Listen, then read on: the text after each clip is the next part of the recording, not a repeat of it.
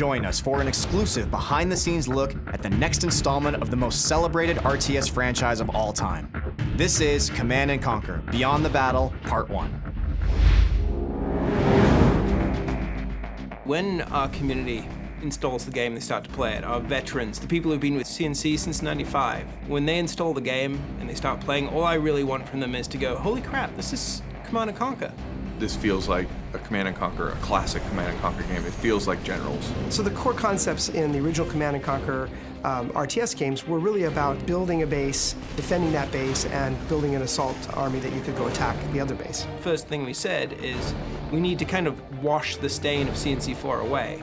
And to do that, you really have to get back to your roots, to get back to what it was that made your fans in the first place. Well, to me, the roots of Command & Conquer are always about base building that doesn't feel like a chore, harvesting that doesn't require your full attention, and a focus on fast action and lots of viable strategies in the actual combat. Going back to upgrades and abilities that matter, player powers that feel visceral, and then at the same time, super weapons, commando units are back, and then we're adding a couple new flavors in there like caster units that we haven't exposed yet to the public. Well, we're all big Generals fans here, obviously. Looking at the old Generals, there's so many great ideas, so many great mechanics that they built in, so we were lucky to be able to cherry pick the ones we like the best. Now choosing the general is a big part of the game, just as important as choosing the faction you wanted to play. Now, it's like having hundreds of factions, let alone just 3. Each general will have its own set of abilities, upgrades, even player powers will change as well. Also, units will be dynamically taken out and different ones will be put in based off of what that niche of the general is. The new generals that we're adding to the armies are really going to keep the gameplay fresh, right? It should make the game fun, enjoyable, and interesting for years to come. So what I really find exciting about the next Command & Conquer is that this is a product that's going to be aimed directly to consumers, going directly to consumers and appealing to them for the success of the product, but more importantly for the feedback. So fan feedback and metrics are absolutely amazing now in a connected environment.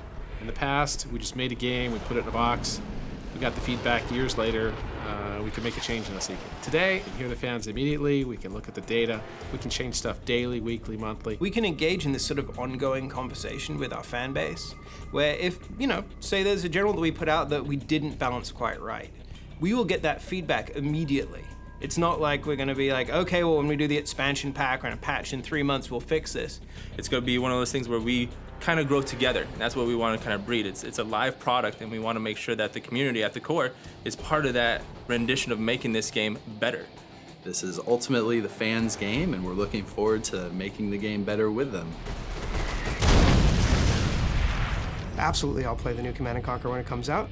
I'm anxiously awaiting it, actually. Our #1 priority has always been to make this a really fun, excellent game. Everybody on the dev team loves the game, and they're doing the work where their heart is. So a lot of the times people stay late just to make sure that they make a better game because they care about what the franchise is. Everybody wants to make sure that they make the game that the community would love, and we're on the same page on trying to make it the best CNC possible.